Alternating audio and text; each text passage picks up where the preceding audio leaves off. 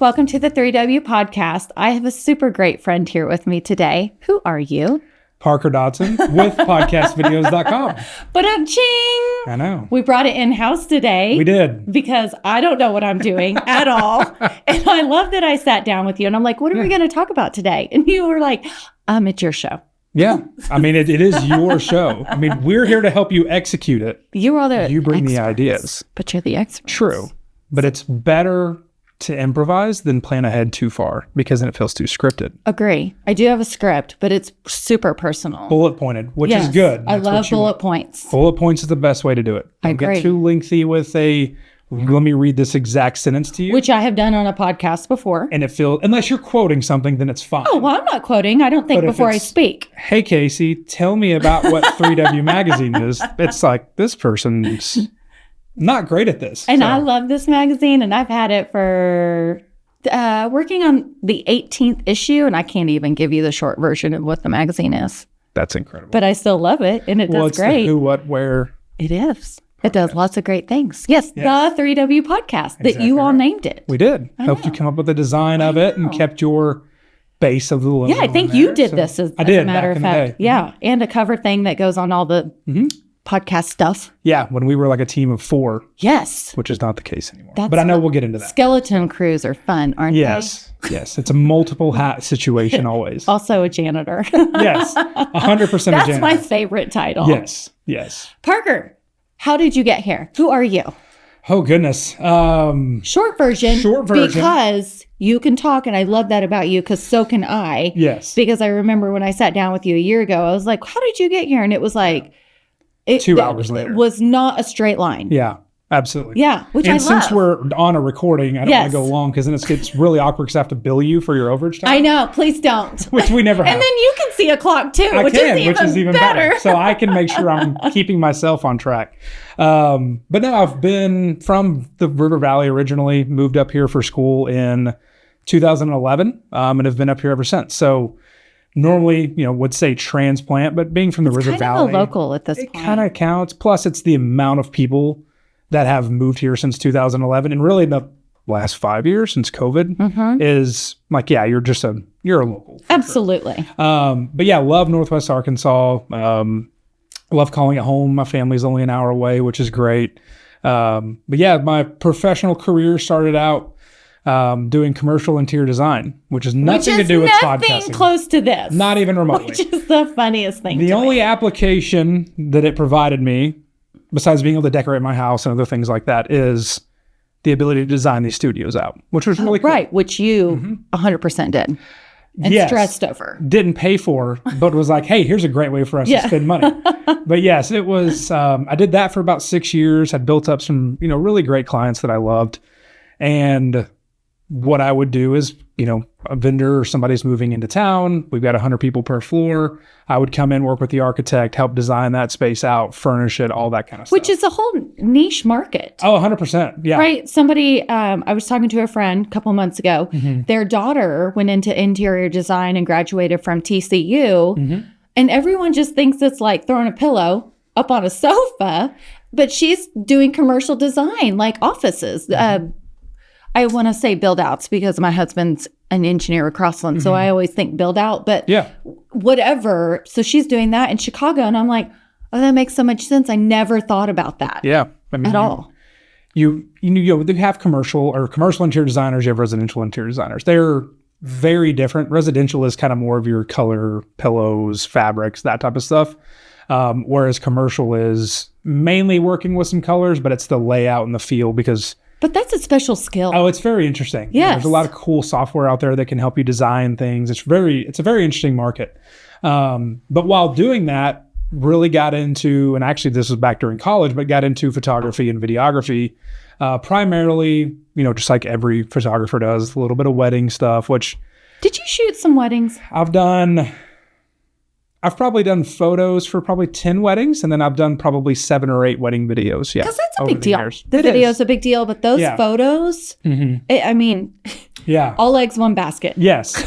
Yeah, it's a lot of work, and I was doing that in an accessory to what I was doing full time with the commercial design. So it was work, 8 to 5 every day during the week. And then if I had a wedding or something that weekend, you're working basically 8 to 5, or actually 8 to 10 those days a lot of times, because you're getting there around lunch. You're leaving whatever time reception. It's wild. It's a long day. How long that is. It's a long day. And I always thought it was crazy when I first got into it. I was like, I'm not going to charge very much. I've never done one. And then I did my first full one and I was like, I'm exhausted. I get why people do it. And then I realized, I have 5,000 photos that I need to go through. So I need to keep working. Exactly. Right. Yeah. It's going to take me another month to work through this. So I appreciated a whole new aspect of like people would complain, well, it took me forever to get my video or my photos back. And I'm like, you don't realize how much time I can't even imagine. It's insane. I truly cannot. But did a little bit of that and mainly did a lot of outdoor stuff. So a lot of landscape, lifestyle type of stuff. Hiking. You just posted one. I did on LinkedIn. Like an elk or something. Mm-hmm. Yes.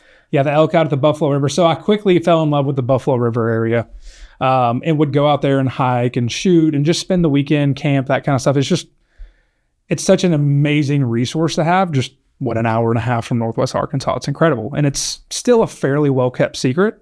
I would be willing to bet there's a large percentage of Northwest Arkansas that's never been. They've probably heard of it, but they've never been. Absolutely. I'm half included in that. Okay. Half. Half. I've been, but I haven't seen that like picturesque bluff thing. Whitaker Point that everybody talks about. No, I've done that. Oh. But like when you're in the canoe and you look up and it's just like a sheet of Big Bluff. Yes, I've not seen that. Big Bluff is really fun. That's literally what it's called? It's literally called Big. It's the Goat Trail at Big Bluff is what it's called. Oh, I had no idea. So you can either float it or you can actually hike from, I think it's the Compton Head Trail above Ponca.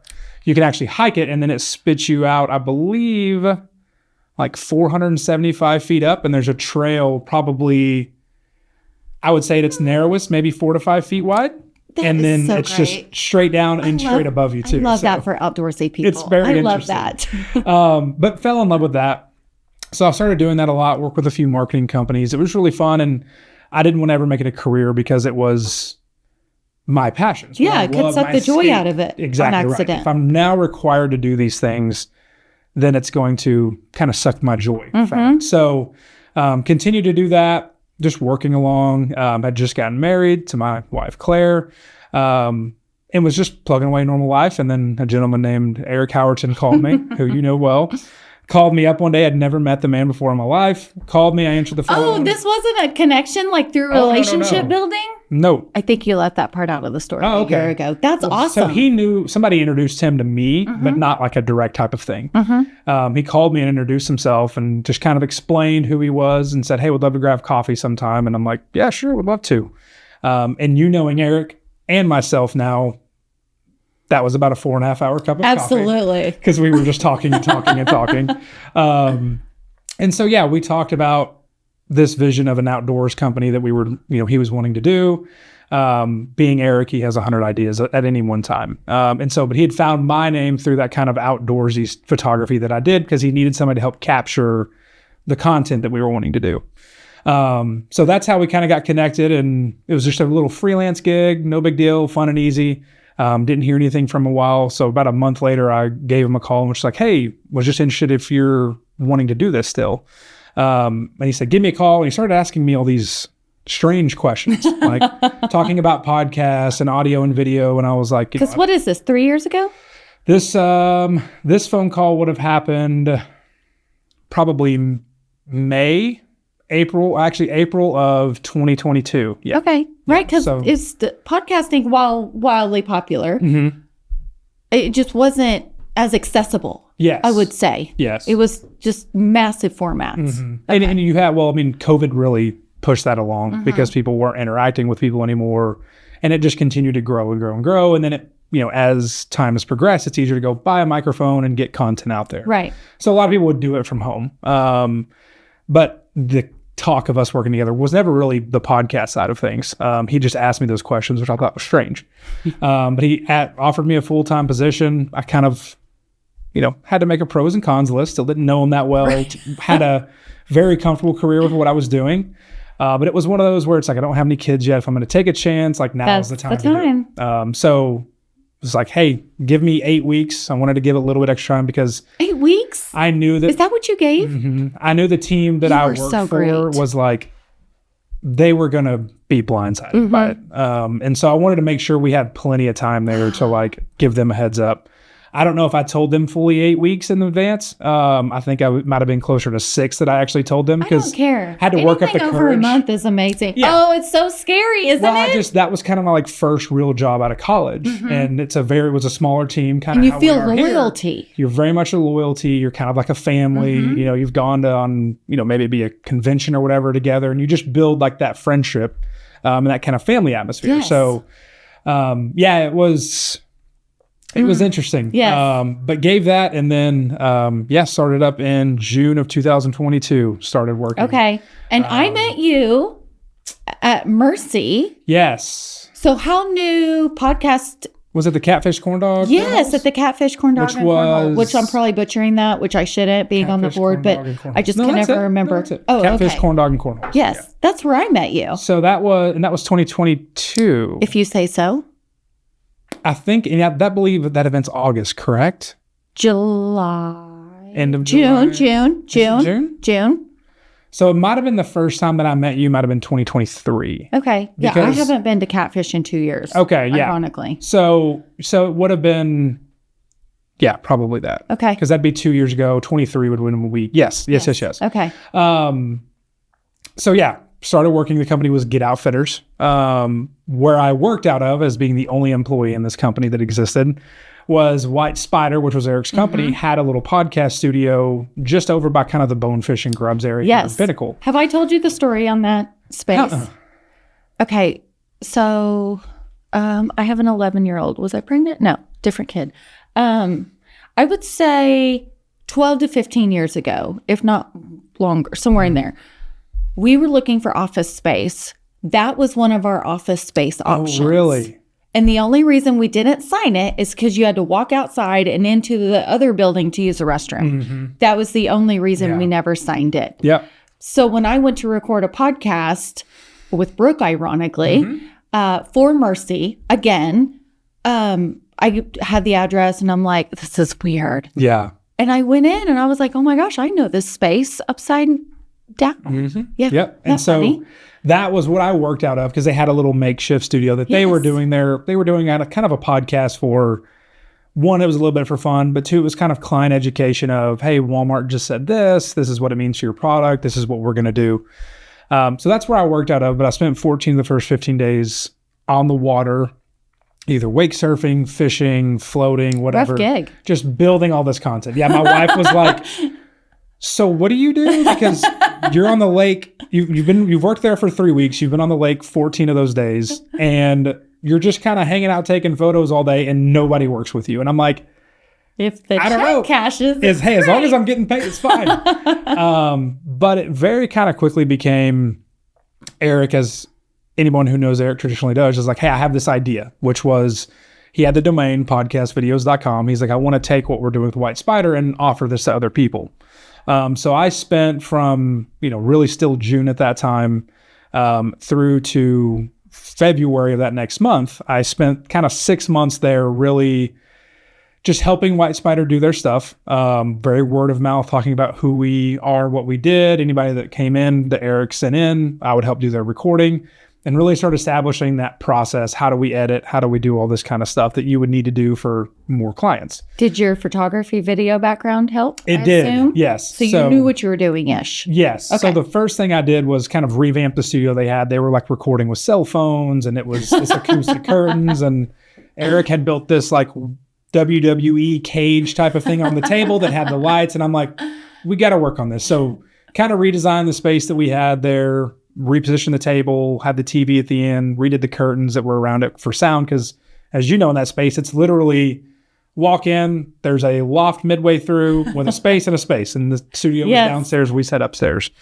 So redid that, got some new cameras in. And so there was a lot of trial and error there of like, we went from cell phones to GoPros because I was just familiar with them. And we were still one person. Let's not spend insane amounts of money to like buy all this new stuff. Let's kind of work our way through it. So we had GoPros, and that's kind of what we use. And we just did recordings very, if I had 3 or 4 recordings a week, it was like stress and chaos because I was having to record, edit, distribute, do all that stuff. Yes. So we managed that for about 6 months, got it to a good point. And then we brought Nathan on board, who's actually still with us, one of the OGs. He came in as a web dev guy because I can make the site look really pretty and very engaging. But from an SEO coding standpoint, I have no earthly idea what's going on. I feel like whenever I'm trying to help my parents with something, whenever he's talking to me about a computer, and I'm like, I don't know what that long list of numbers and dashes and letters that you have on your screen mean absolutely nothing to me. Like trying to silence my watch before we went on air. Exactly right. Nobody knows how it works. It's rocket science. But yeah, so we got him on board, and then we brought another salesman on board at that time. So I was still doing essentially everything else, the marketing, the recording, the editing, all that stuff. And then we realized about halfway through 2023, probably around that catfish corn dog time, that we needed a bigger space. We had the one little room. It was very limited. It really had a capacity lid on it for what we could do. We were podcastvideos.com at that point in time. Yes, ma'am. Right? Okay. Because I remember there being some gray between White Spider and podcast. Yes. We had nothing. I don't believe we had any branding at that point in time. I went to Academy that day to buy a pop-up tent because it's 98 degrees and sunny, and I can't film in that, that's funny. So yeah, that was kind of our first, we went out there and we were able to kind of talk to people about who we were. But then we need a better space. Wanted to stay in this area because there's just so many businesses and things to do here. Well, how do we make it accessible to the highway? And both counties and accessibility. It's kind of a good middle ground. It is. It's a little bit of a drive from Fayetteville, but overall, Rogers, Bentonville, Springdale were just a very short hop and skip over. So we found the space that we're in right now. It was just empty gravel inside the building that was already completed. For people that don't know, we're next to Heroes Coffee here in One Uptown. Rogers One Uptown.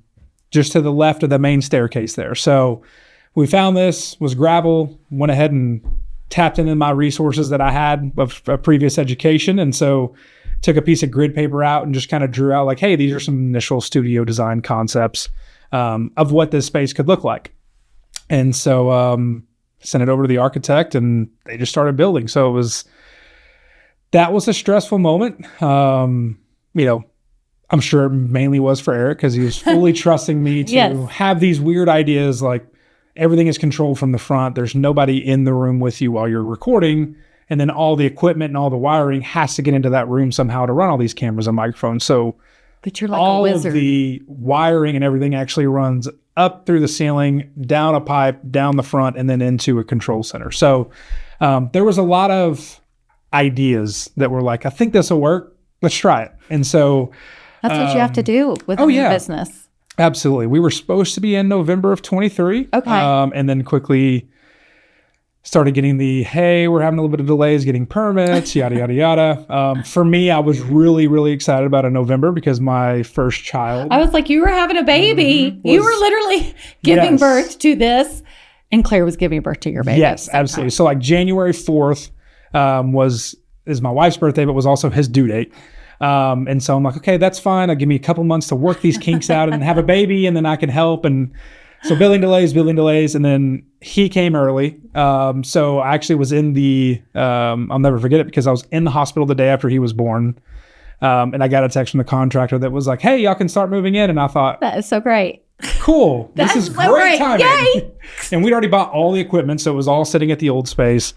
So took a week, stayed at home with the family, helped as much as I could there. And then just had Nathan and Chris, who was with us at the time, Nathan still is, had them running the recordings that we had going at the old space. So I just came up here every day for about 4 weeks and started transferring everything over, but hanging every sound panel on the wall, mounting all these TVs, running the lights, hanging the lights, mounting the cameras, all this type of stuff. So I would work hard, take a little 15-minute nap on a sound panel because I hadn't slept that night or slept in 2.5 hour increments that night. Not at all. And then we had our grand opening February 22nd of 23, 24 at this location. So in a short 4 or 5 months, we'll be coming up on our 2 years here. Which is crazy. It's wild. It feels like yesterday, but it also feels like 5 years at the same time. It's weird. It was a great grand opening. Did you come to the grand opening? Yes, it was a great opening. We had good weather for February. I know. That was the biggest fear was it's like we started talking about it and then realized there's going to be probably 300 people come through here. And if you've been here, there's a lot of great space. There's not a space for 300. Not a common area to hang out in because we wanted to fit as many recording studios as we could into one spot. That's a good question. How many studios? Because you offer a lot of studio options, I feel like. Yes. Yep. So we have our conference room, which you and I are in. We can do it with just 2 people, or whenever we have 4, there's 5 cameras on the walls in here. So you have the ability to bring in 2 more chairs and microphones, and then we can do up to 4 people. We've even done up to 6 people in here before. Not recommended, but it is possible. So you have the conference room. I would say this is still probably our most popular because it's more of that traditional podcast style that people are, Rogan and all those guys sit across a table and have conversations. And then directly across the hall from us, we have our solo studio, which is what I would probably call our most versatile. That one has a camera and a teleprompter built into the wall so that you can, if you're doing a remote podcast, we can do up to 7 people anywhere in the world into one studio. Which is so wild. It's really cool. So it looks and feels kind of like a Google Meet or a Zoom, but it's a specialized software that allows us to actually record all the content on the back end. Because whenever you're on a Zoom or a Google Meet with somebody, it doesn't always seem the best quality. Right. But it's not typically because of your camera on your laptop. It's because it'll sacrifice the quality to make sure there's no skipping going on or anything. Oh, okay. So what the software does is it gives that same interface, but it's actually recording the full HD on the back end and uploading it to the system as you talk. Okay. So it ends up with a higher quality product overall. Plus, if, we've had people that had somebody in New York, somebody was in England, somebody was in California, all in one call. And if somebody's dog starts barking or whatever, we can cut that audio out and you would never know with all the other people. Oh, stop it. You can cut that out? Because we have all the individual video and audio tracks for each user. So I can remove anything. If somebody's phone started ringing, we can remove any of that. Awesome. It's really fun. Wow. And then we also have people that come in and they'll use that for job interviews. Like if I've got a remote job interview, they'll come in and use it. That's creative. Yeah. That was somebody came in. Who thought to do that? We were at the coffee shop having coffee and started talking with a lady there. And she's like, I actually have a job interview for a company out of California. I was like, oh, come use this solo studio. It'll be great. And she was like, this was perfect because now you don't have to do it at home and have a blurred background. It's like I'm in a professional setting. They hear you through the microphone. They see you through the camera. And you have a really nice, clean background. It's like, oh, they took the extra step to really put a lot into this interview, which means a lot to an employer. So we made that a standard offering. If people are going to be a guest, asked to be a guest on our podcast, it's not anywhere near here.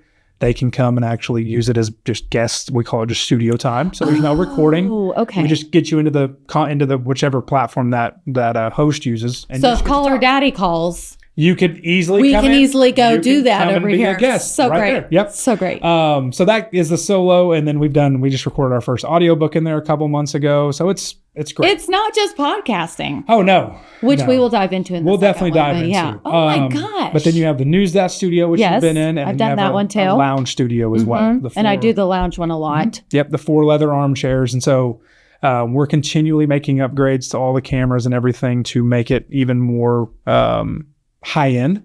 But the biggest thing is just the efficiency of all of it. Getting things in quickly, but looking the right way. And there's a consistency built there. So whenever somebody tunes into the 3W podcast, maybe a different room, maybe a different guest. But this is always here. But the lights, the TV. Oh, yeah, because I have blue lights and you theme to everything. Yeah. And that's think about things I don't think about. And that's how you have to customize it when you're having, kind of a to the masses type of product that we have here is I have to find a way to make it look a bit different for each person. We've played with the ideas of doing backdrops and all these different kind of props and stuff, but we don't want to have a place to store a lot of them. And you just get into a weird thing of how we're going to do the lighting if we have a backdrop. And then so it's not the best, it's not everyone's favorite look and feel, which is why we do custom studio build outs for people. But at the same time, it just gives us that ability to give you that consistent look every time. But that's why you use podcastvideos.com because you all are a one-stop shop. Yes, ma'am. That's why you don't just go buy yourself a little microphone and a GoPro and you do it professionally here. Yes, ma'am. And the podcast side of things is, as we kind of mentioned, it's such a big market. But 80% of podcasts fail after the first 2 episodes. I can see that. Because one, people think, I just want to do this. It'll be fun. A lot of times they're doing it on their own. So they've spent maybe $1,000. And a lot of times people will just get a microphone, which is fine. Right. But then they record it and they're like, okay, well, I also need to edit it. And then how do I get it out there to people? Yeah, I don't know. So they're like, I don't have time to do all this. It's hard. It is. You will talk to me and we'll talk about that in the next one. But I'm like, you will just rattle off a bunch of information and I just kind of glaze over because I don't understand what it means. And I don't know. So I've told you a million times, and I will admit to anybody that knows me, I know where my skill set lies. And you at podcast are not part of my skill set. Talking and hugging are part of my skill set, not absolutely. HD, 4K, XYZ. Yeah. None of that is. Yeah. That's why we have you. Yes, ma'am. That's why you all have a job. Yes. That's why you all have a business. That's why you have cameras and all the fancy things. That's right. So, yeah. That's a good place to stop. I like it. I like that. Yeah. That was organic. That was organic. I know. Yay, us. Is this the first time you've ever split an episode now? We can remove all this, by the way. Is this the first time you've ever split an episode? No, I've been trying to do that, but I did have one recently. It went way over, and I was like, oh, crap. I didn't mean to do that. So you haven't ever split. Have you ever done a be sure to join us for a part 2 segment to it? I think so. Yes. Oh, okay. Yeah. I'm like, join us for part 2. Okay, gotcha. Yeah. So now I got to say all that. Now that we've removed it, you can then come in and say, hey, I think we'll stop right there for now. Be sure to tune back in for a part 2. I love you for this. Okay.